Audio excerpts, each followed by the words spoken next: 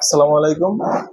বরাবরের মতো আজকেও আমি মোটর কন্ট্রোলের নতুন একটা বিষয় শিখলাম, সেটা হচ্ছে লিমিট সুইচ ব্যবহার করে মোটরের ফরওয়ার্ড এবং রিভার্স রান করার পদ্ধতি।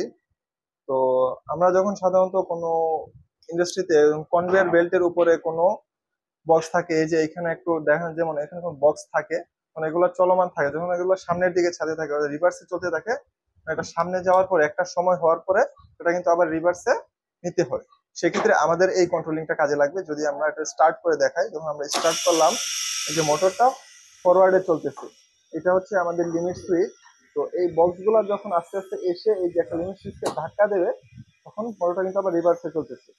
তো রিভার্সে চলতে চলতে আবার যখন এটা পিছনে আসবে, পিছনে এসে আবার পিছনের দিকে ধাক্কা দেবে, তখন এই লিমিট সুইচে ধাক্কা খাবে, এই যে ট্রিপ করেছে, অর্থাৎ এটা আবার ফরওয়ার্ডে চলতে শুরু করবে।